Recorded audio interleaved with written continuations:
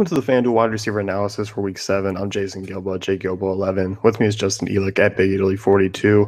You took a look at wide receivers this week on FanDuel, and this is a week certainly where you can pay up in numerous spots because of really all the value that's really opened up at tight end and running back.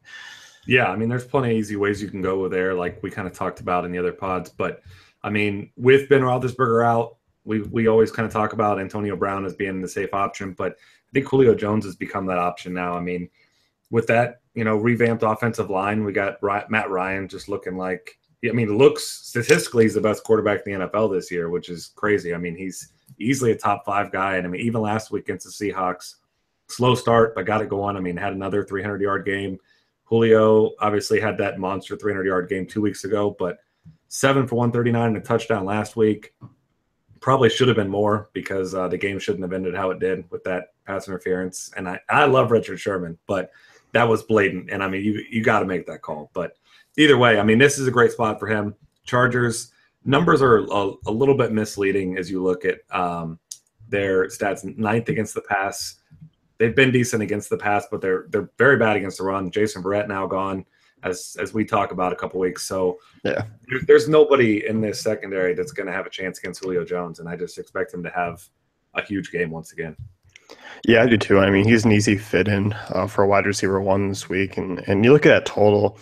It just seems like a lock, I mean, to get multiple pieces of this Falcons team because, I mean, scoring nearly 30 points here, what they're projected to, I could see it going higher than that. I really could. I mean, just at home against the Chargers defense, you're definitely going to want to have a piece.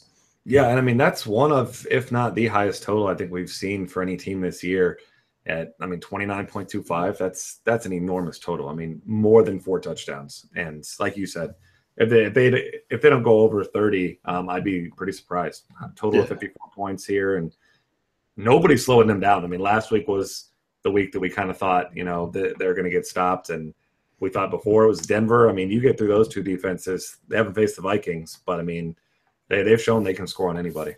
Yeah, definitely have. So get your Matt Bryant shares. You can have Matt Bryant. It's going to be all touchdowns.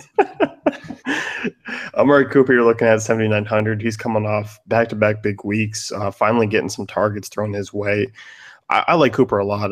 Crabtree's in a pretty tough matchup this week, so I think Cooper's going to draw a lot of looks again here. Yeah, I mean, Cooper kind of had a couple down weeks there. Really only has the 1 touchdown on the – I mean, he does only have the 1 touchdown on the season. But over the last 2 weeks, he's been targeted more than any other player in the NFL, 25 times. He's got 267 total yards on 16 catches in those 2 weeks. So Jags 21st in the league against number 1s. Subpar weather last week. I didn't play him because I was a little worried about all that wind, which sometimes it pans out, sometimes it doesn't. Didn't work out too well for me there as he still had, not a monster game, but yardage-wise, a really solid game. So this is a team that has a very inconsistent running game.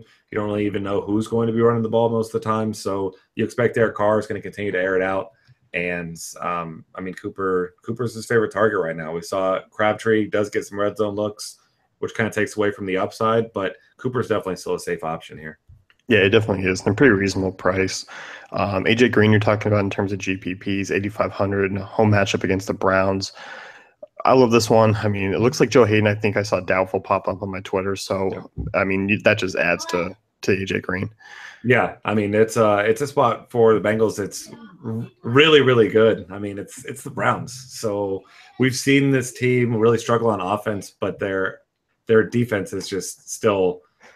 My son's outside the door talking. Sorry about Big that. Jeff likes AJ Green. We know that. He does. Actually, he's got an AJ Green jersey. He loves AJ Green. But, I mean, huge team total for the Bengals. Really the only thing slowing them down potentially in the passing game could be game flow if they get up big, or the fact they just are terrible in the red zone. One of the worst teams in the league in the red zone. So Tyler Eifert, we saw did practice some. Maybe he comes back. And if you ask me, I think that helps AJ Green. Doesn't take anything away.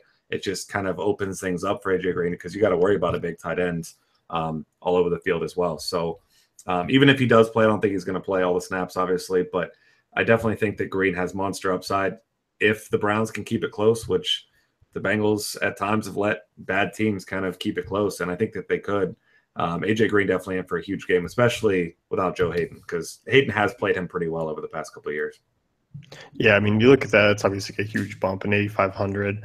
I mean, he's up there, and I think this is certainly a week where you could play Jones and Green together. I mean, I don't see a reason why not and feel pretty good about the lineup coming in with the rest of the guys filling out.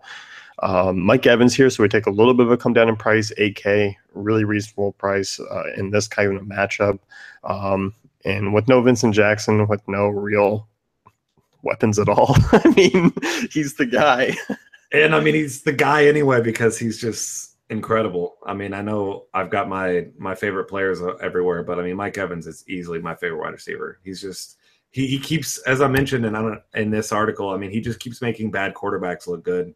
Like he did it for Johnny Manziel. He got Johnny Manziel drafted. He got him a fat contract. So you're welcome, Johnny. Well, he And just blew then it on the mansions, you know. yeah, well, at least he got a mansion out of it, you Well, know.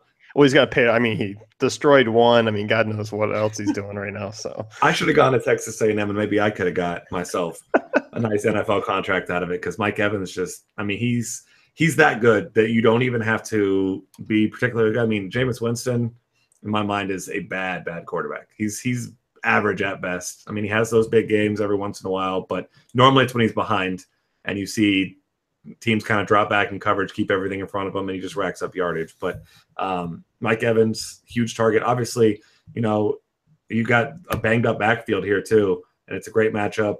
It's just that team total just still seems low to me.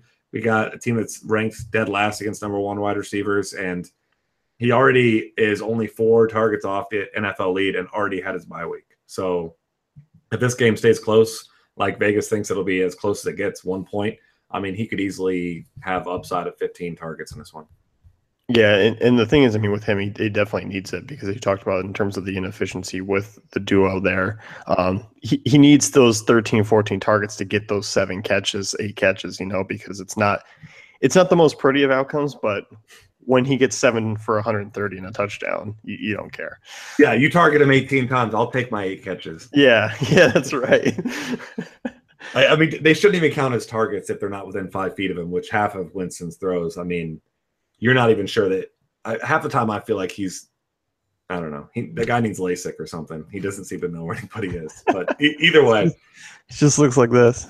yeah. And he's just like confused. He's like, wasn't there someone over there? Like, no, there was not someone over there.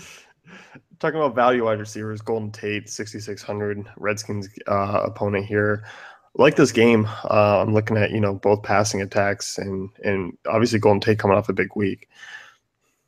Yeah, I know that you are not a huge Golden Tate fan this week. I tried to transition it as nicely as possible. Like, hey, I don't like Golden Tate, but you do. No, argue with me all day. I love the argument, but it's a situation where Matt Stafford has been just incredibly efficient in the past 2 weeks. Mentioned he's only got 225 yards a game over the last 2 games, but 7 touchdown passes. Obviously, Josh Norman's going to be, standing on one side of the field as he does for the most part. So whoever's seeing him is going to have a tough go of it. But, Golden Tate's cheap. He's $1,100 less than Marvin Jones.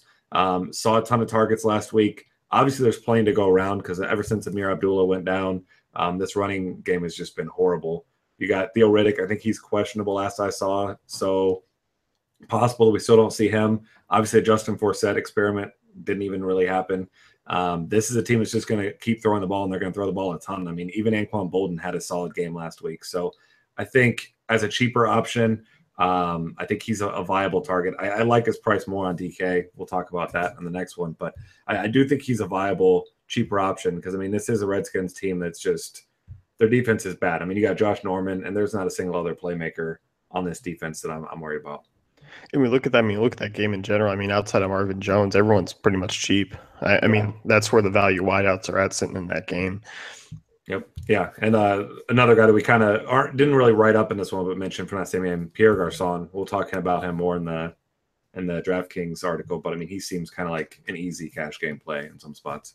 Yeah, definitely. And you're looking at Kendall Wright, who came out of the woodwork last game and just was like, hey, guys, I still play football, and going through 133 yards and a score, going up against a Colts secondary where, obviously you have Vontae Davis, who's not really a shy away guy. I mean, he's good, but it's not like we're kind of fading all guys against him, and then you have other options there. But it's a horrible defense all around.